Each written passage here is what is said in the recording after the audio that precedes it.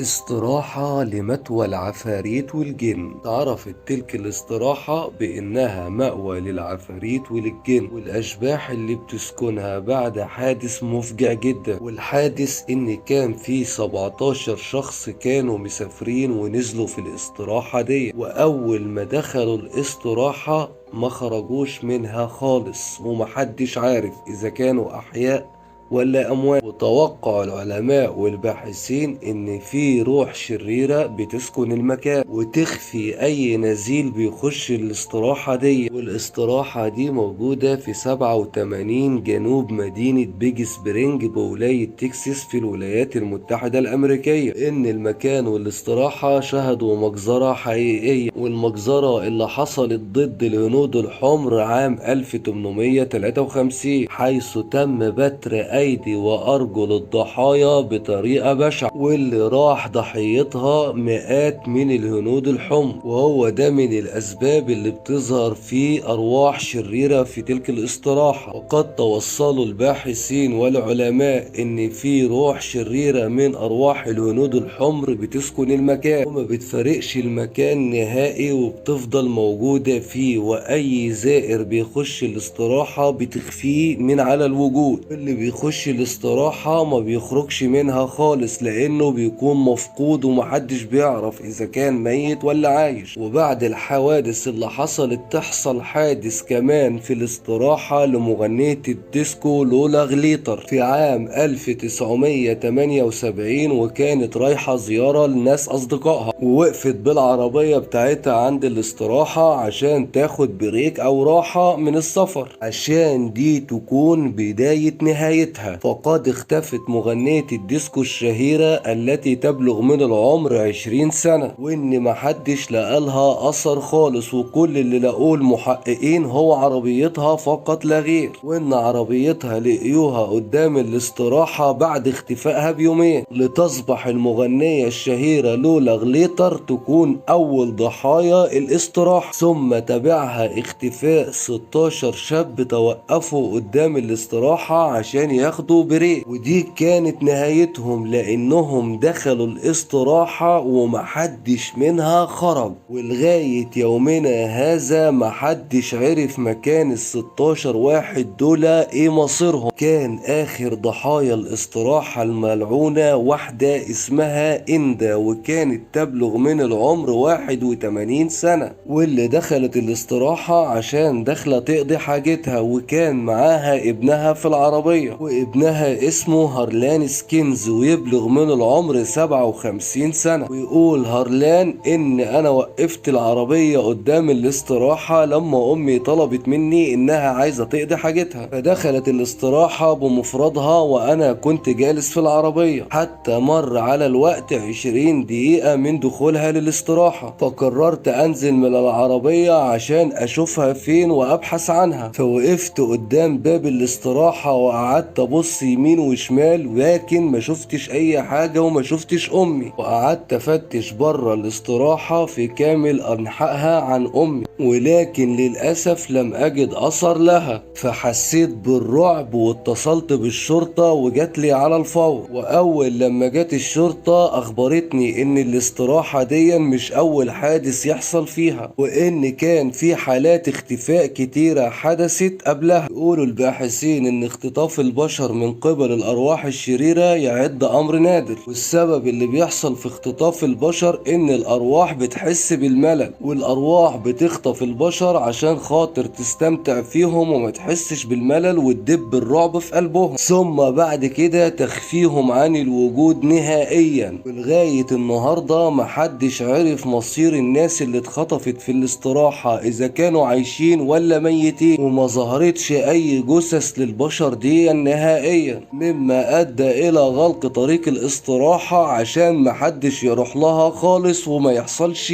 اي امر تاني بشع. واطلقوا على تلك الاستراحة استراحة الموتى. وبكده تكون خلصت حكايتنا عن الاستراحة المخيفة. لو انت بقى لسه ما اشتركتش في القناة يا جميل، انزل اشترك في القناة وفعل زر الجرس عشان يوصلك مننا كل جديد.